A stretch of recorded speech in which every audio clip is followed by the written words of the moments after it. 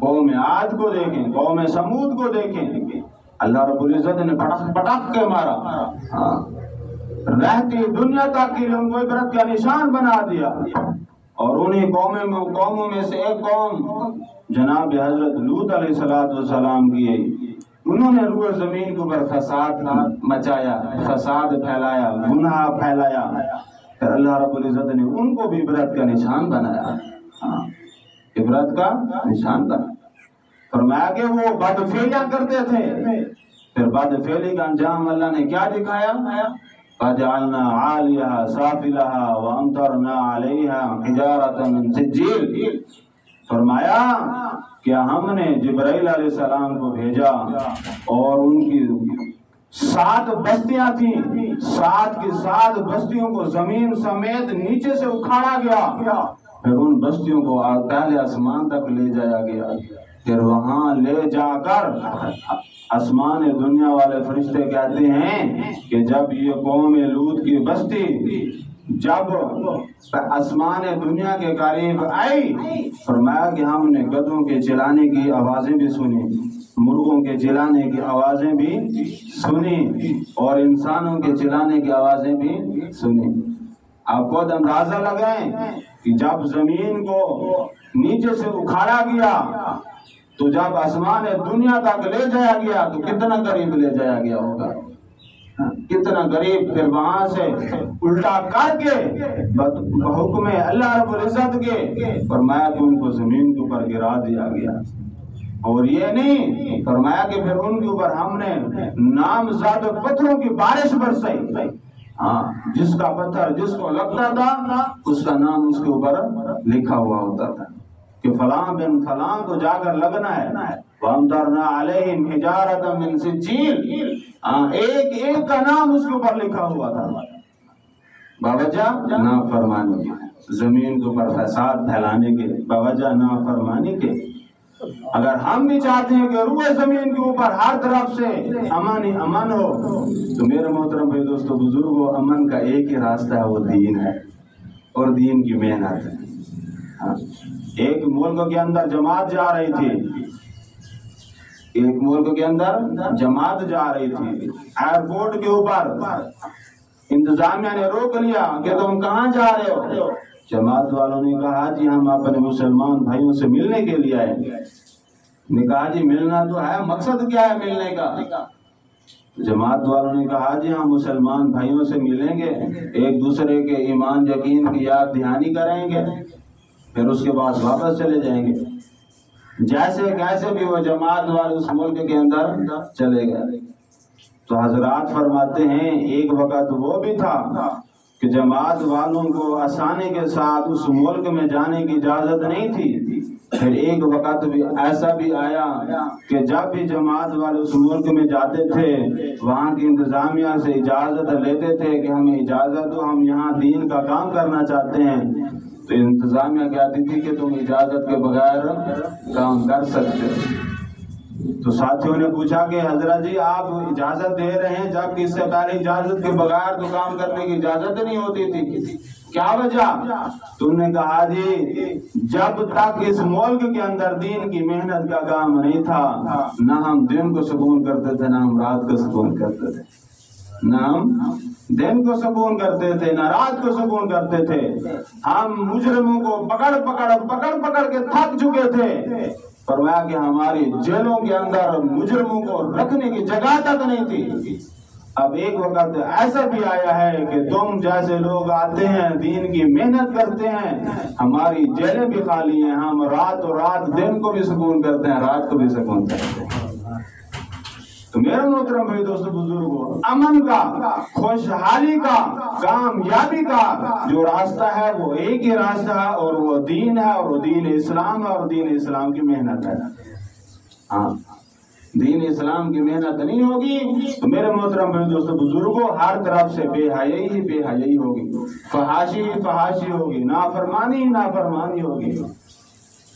فرمایا کہ جب حضور علیہ السلام کے اوپر وحی نازل ہوئی، قوم لوط کا واقعہ بتلایا گیا وحی کے ذریعے سے قرآن مقدس کے اندر، اللہ رب العزت نے وحی نازل کرتے ہوئے حضور علیہ السلام کی قسم کھائی۔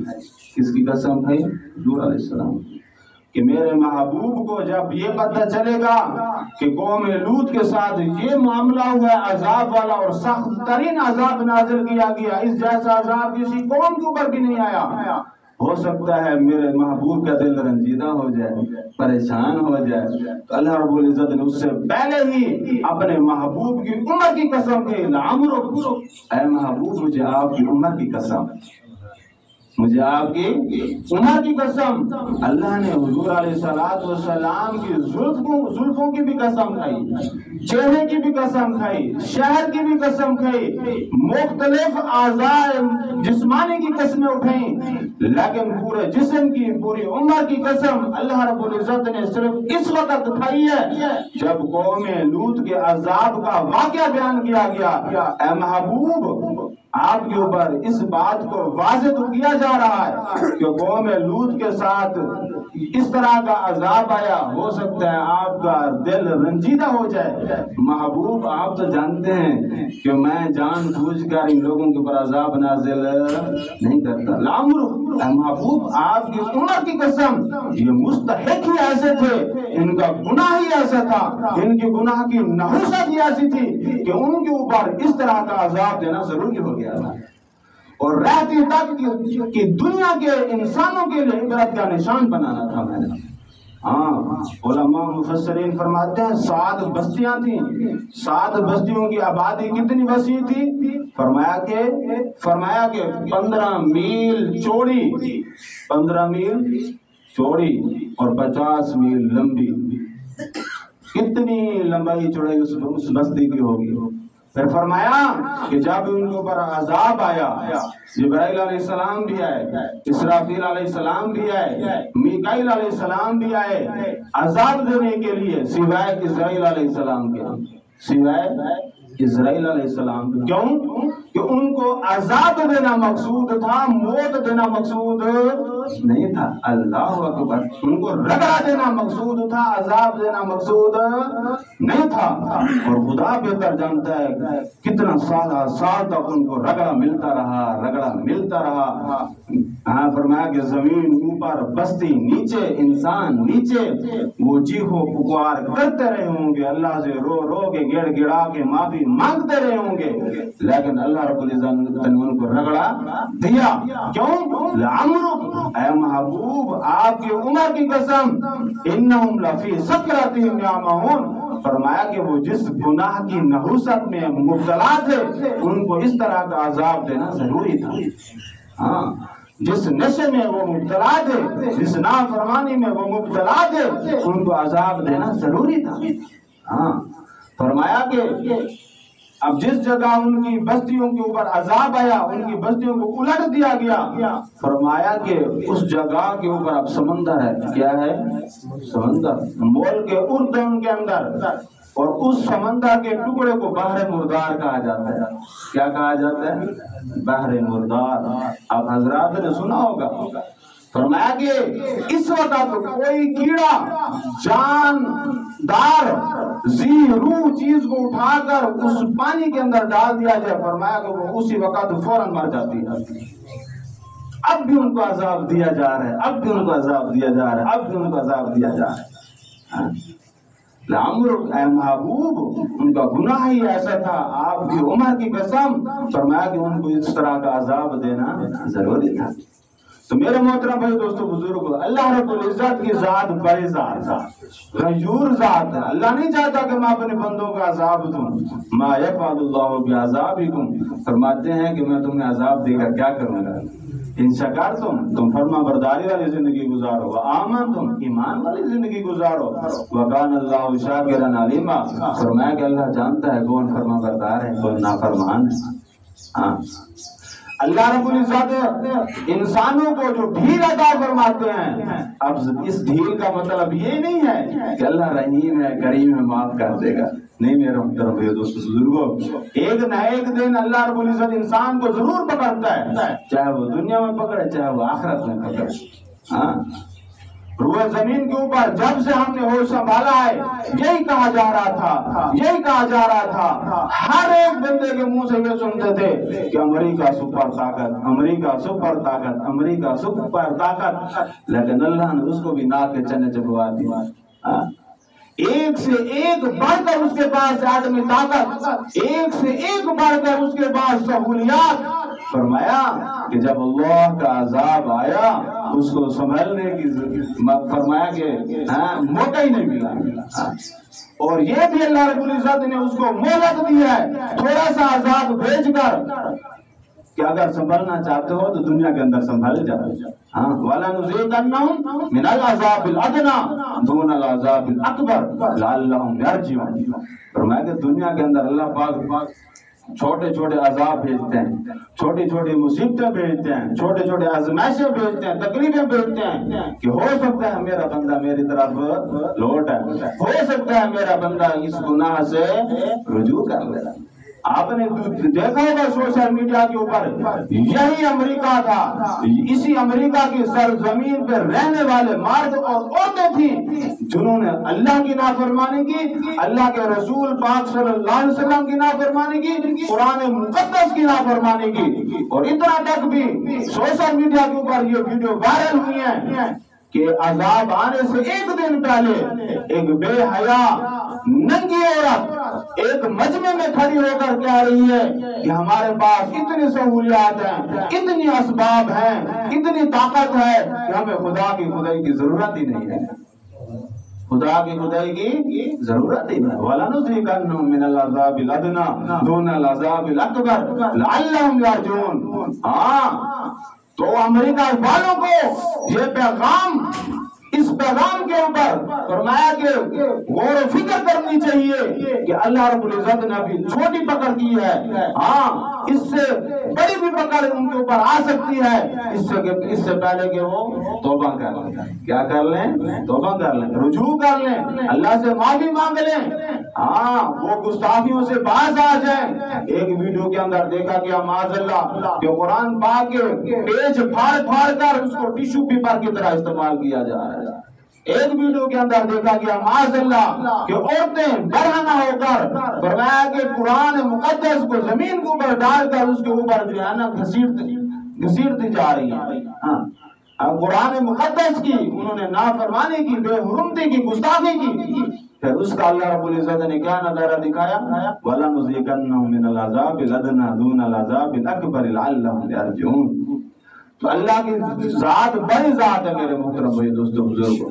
اللہ جب ڈھیل دیتا ہے تو ڈھیل دیتا ہے، جب پکڑتا ہے فرمایا کہ جس کے پاس جتنی بھی وسائل ہوں، جتنی بھی اسباب ہوں، فرمایا کہ پھر اس انسان کی عقل کام نہیں کرتی کہ اب میں کیا کروں.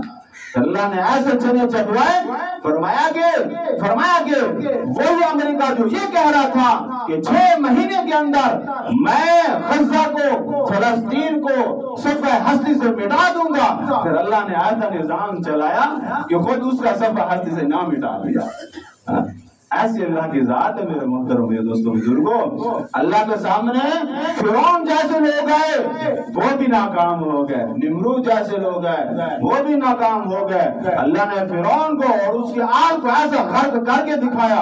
وَأَغْرَقْنَا آلَ فِرْعَوْنَ وَأَنْتُمْ تَنظُرُونَ. فرمایا کہ ہم نے فرعون کو اور ان کی آل کو، ماننے والوں کو ایسا غرق کیا، فرمایا کہ رہتی دنیا تک انسانوں کے عبرت کا نشان بنا دیا.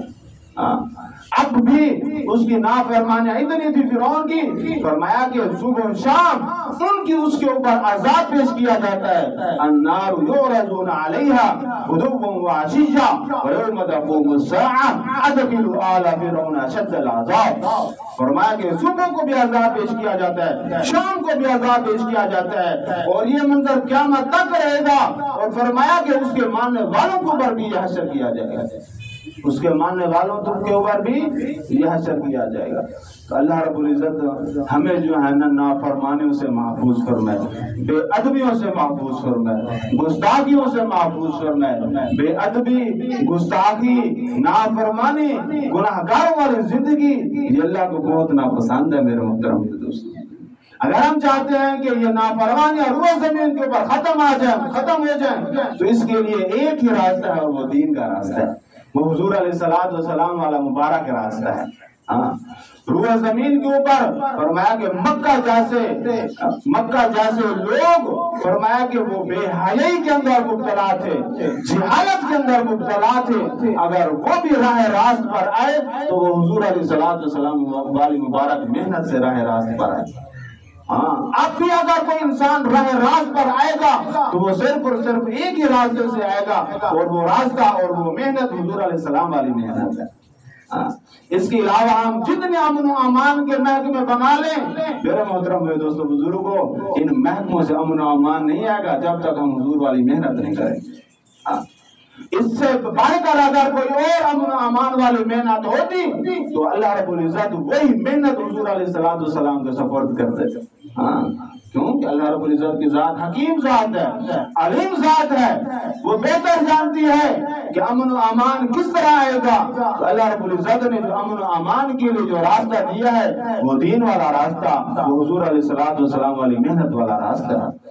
اسی کے لیے کہا جاتا ہے کہ اللہ کے راستے میں نکل کر چلہ 4 مہینے لگا کر اس کام کو سیکھ کر ساری زندگی مقصد بنا کر مرتے دم تک کرنا ہے۔ اس کے لیے سارے ساتھی کوشش کریں گے نا جی، سب بھائیوں کا ارادہ ہے نا جی۔